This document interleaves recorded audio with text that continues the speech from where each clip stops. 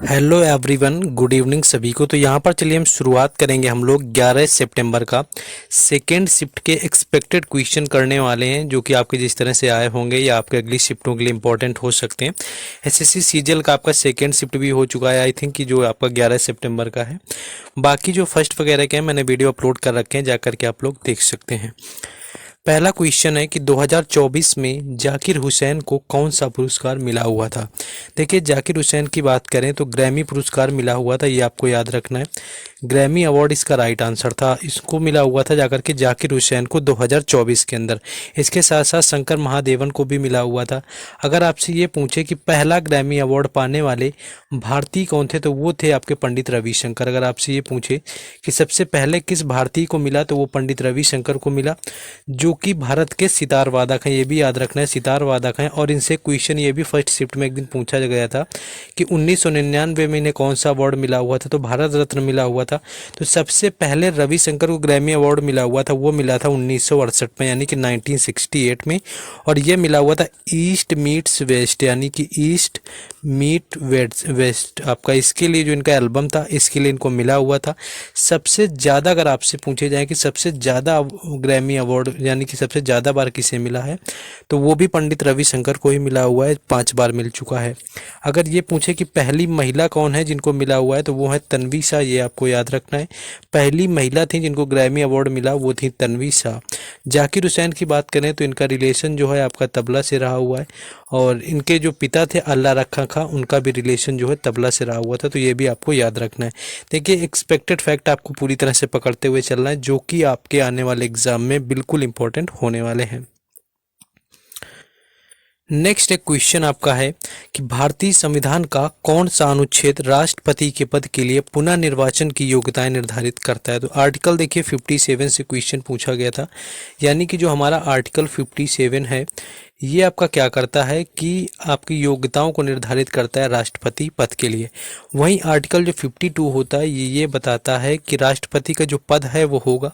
Article 53 जो होता है वो ये बताता है कि कार्यपालिका की जो प्रमुख शक्तियां हैं वो राष्ट्रपति के अंदर आपकी निहित होंगी। ये चीज़ आपको याद रखना है। बाकी आपका 61 काफ़ी इंपॉर्टेंट बनता है, तो 61 आपसे पूछ लेते हैं, तो ये आपका होता है जाकर महाभियोग से रिलेटेड। 72 आपको याद रखना है, ये होता है राष्ट्रपति के क्षमादान से रिलेटेड, इसको भी आपको याद रखना है। कुछ आर्टिकल जैसे आपका कैग का आपका एक पूछा गया था, तो 148 भी याद रखना है, नियंत्रक एवं महालेखा परीक्षक का। 76 आपका याद रखना है जाकर के महान्यायवादी का। और कौन सा आर्टिकल याद रख सकते हैं, हाँ, सीपीओ 2024 में भी एक नया पूछा गया था, आर्टिकल 195 यानी कि अनुच्छेद 195 पूछा गया था। और ये होता है यानी कि जो विधानसभा होती हैं और विधान परिषद होती हैं, इनके जो सदस्य होते हैं उनको वेतन जो दिया जाता है उससे संबंधित होता है आपका आर्टिकल 195। तो इसको भी आपको याद रखना है। बाकी आर्टिकल 143 आपको याद रखना है, यानी कि 143 जो आर्टिकल होता है, ये क्या होता है कि ये आपका सुप्रीम कोर्ट की सलाह से रिलेटेड होता है, जो कि आपके राष्ट्रपति के द्वारा ली जाती है। ये चीज़ आपको याद रखना है। नेक्स्ट क्वेश्चन आपका है कि जगन्नाथपुरी में किसकी मूर्ति बनी हुई है। देखिए, जगन्नाथपुरी का ऑप्शन आप लोगों को देखना होगा। एक तो आपका जगन्नाथ भगवान ही है, उनकी भी मूर्ति वहाँ पर बनी हुई है, ये चीज़ भी आपको याद रखना है, जगन्नाथ भगवान है। और सुभद्रा देवी की बनी हुई है। आपको ऑप्शन में किस तरह से दिया जाएगा ये आप लोगों को देखना है। सुभद्रा हो जाएंगे। उसके साथ आपका क्या है कि वहाँ पर आपके बलदाऊ जी की मूर्ति बनी हुई है, ये भी आपको याद रखना है। और अगर आपसे क्वेश्चन इस तरह से पूछा जाए कि कौन से भगवान को समर्पित है, तो इसकी मैं बात करूं तो ये कृष्ण भगवान को समर्पित है। मंदिर की अगर मैं बात करूं तो भगवान श्री कृष्ण को समर्पित है। उड़ीसा का, ये चीज़ आपको याद रखना, उड़ीसा में है जगन्नाथपुरी। और क्या याद रख सकते हैं, हाँ, एक क्वेश्चन यहाँ से बनता ये है कि 12 साल में इन मूर्तियों को बदला जाता है। ये चीज़ आपको याद रखना है कि 12 वर्ष में इस मंदिर की सभी मूर्तियों को जो होता है बदला जाता है, जो आपका भगवान कृष्ण को समर्पित है। और भगवान कृष्ण का जो है, और रुक्मणी की बात करें, भगवान कृष्ण और रुक्मणी का जो प्रेम है वो किस आपके शास्त्रीय नृत्य में है, उसकी मैं बात करूं तो वो आपका मणिपुर में है, जिससे कि आपकी झावेरी सिस्टर का रिलेशन है। और गुरु विपिन सिंह जो है उसके संस्थापक हैं। नेक्स्ट आगे है, नेक्स्ट क्वेश्चन है कि डायमंड लीग को किसने जीता हुआ था। तो इसकी मैं बात करूं तो आप सभी को पता होगा कि नीरज चोपड़ा ने जीता हुआ था। नीरज चोपड़ा ने इसको डायमंड लीग को जीता हुआ था। ये क्वेश्चन तो आई थिंक सभी को हो गया होगा आएगा। तो देखिए इसमें क्या है कि जाकर के 2022 में लुसाने में हुई थी। अगर आपसे पूछे, एक तो आपकी लुसाने में हुई थी और उसके बाद ज्यूरिक में भी आपकी हुई थी। लुसाने हो गई, ज्यूरिक हो गई, दोनों जगह जो है आपकी डायमंड लीग हुई थी। इसमें एक जगह रजत पदक जीता हुआ था इन्होंने, ये आपको याद रखना है, आपके नीरज चोपड़ा ने। और अभी अगर करंट की बात करें, नीरज चोपड़ा ने 2020 में जो है ओलंपिक जीता हुआ था जाकर के टोक्यो वाले में गोल्ड। और अभी जो आपका 2024 में हुआ है जाकर के पेरिस वाला, तो 2024 की मैं बात करूं तो 2024 में इन्होंने जीता हुआ है जाकर के सिल्वर, क्योंकि अरशद जो नदीम है उन्होंने जीता हुआ है जाकर के गोल्ड, जो कि पाकिस्तान से रिलेशन है। और इनके बीच का जो, अगर ये पूछे कि इन दोनों की भाला फेंक में अंतर कितने मीटर का था, तो 3.5 मीटर के अप्रॉक्स में जो क्वेश्चन आपको दिया होगा वो ऑप्शन, उस पर आपको क्लिक करना है। नेक्स्ट आगे क्वेश्चन है, देखिए हर अपडेट के लिए टेलीग्राम चैनल और व्हाट्सएप ग्रुप दोनों बने हुए, तो उनसे आपको जुड़ जाना है। नेक्स्ट क्वेश्चन है कि मछली के हृदय में कितने चेम्बर होते हैं। तो 2 इसका राइट आंसर हो जाएगा। एक तो आपका होता है आलिंद, जिसको बोलते हैं आलिंद होता है, और दूसरा आपका होता है निलय। यानी कि एक आलिंद होता है और एक निलय होता है, यानी कि कुल 2 चेम्बर मछली के हृदय में पाए जाते हैं। मेढक की बात करी जाए तो मेढक जो होता है, मेढक के हृदय में 3 आपके चेम्बर पाए जाते हैं, जिसमें कि 2 आलिंद हो जाते हैं और एक आपका निलय हो जाता है। इसी की जगह आपके जहाँ पर स्तनधारी की बात आ जाएगी कि स्तनधारी जो होते हैं उनके कितने चेम्बर पाए जाते हैं। तो कुल 4 चेम्बर जो होते हैं स्तनधारी के पाए जाते हैं। नेक्स्ट अगला क्वेश्चन है कि जतिन गोस्वामी का जो संबंध है वो किस नृत्य से है। जतिन गोस्वामी की अगर डांस की बात करें कि रिलेशन किससे है, तो इनका जो रिलेशन है वो है सत्रिया डांस से। आपको याद रखना है, सत्रिया डांस से जो है रिलेशन है आपके जतिन गोस्वामी का। और ये जो 8 शास्त्रीय नृत्य हैं आपके भारत के, उन 8 में सबसे जो अंतिम है, सबसे आखिरी है, यानी कि सबसे अंतिम शास्त्रीय नृत्य है, वो है आपका सत्रिया नृत्य, जिसे कि वर्ष 2000 में जो है शास्त्रीय नृत्य का दर्जा दिया गया था। ये चीज़ भी याद रखना है। अगर इसके फाउंडर की बात करी जाए कि इसके फाउंडर कौन है, तो इसके फाउंडर है शंकरदेव। सीपीओ में कई बार पूछा गया, एक बार सीजीएल में पहले भी आया हुआ था। तो शंकरदेव जो है इसके संस्थापक हैं। वर्ष 2000 में इसको आपका शास्त्रीय नृत्य का दर्जा दिया गया। और ये किस राज्य से रिलेटेड है जिसकी मैं बात करूं तो असम है। और असम से आपका बिहू फेस्टिवल कई बार पूछा जाता है, आपका most favourite national question SSC का समझ सकते हैं। और बिहू एक साल में कितनी बार आपका मनाया जाता है, तो 3 बार मनाया जाता है। ये चीज़ भी याद रखना है। कुछ और डांस याद रखने हैं आपके असम के, जिसमें कि आपका बगुरम्बा भी होता है।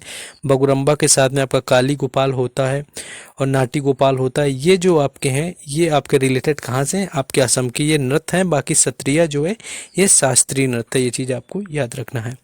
बाकी अब आपसे एक रिक्वेस्ट है कि आपको क्या करना है कि वीडियो को एटलीस्ट लाइक कर देना है, कि आप लोग लाइक भी नहीं करते हैं, शेयर कर देना है। And do subscribe the channel. क्या करना है कि आपको जो है चैनल को सब्सक्राइब कर देना है, जिससे कि आपको हर आपकी शिफ्ट का जो हम एक्सपेक्टेड क्वेश्चन आपको करवाएं तो आपको मिल जाए।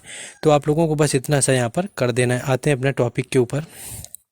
क्वेश्चन है कि दादा साहेब फाल्के पुरस्कार 2023 में आपका किसको दिया गया था।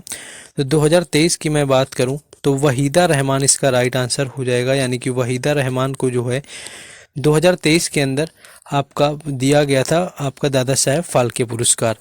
वहीं जब 2022 की बात होगी कि 2022 के अंदर किसको दिया गया था, तो 2022 में ये दिया गया था जाकर के आशा पारेख को। ये याद रखना है।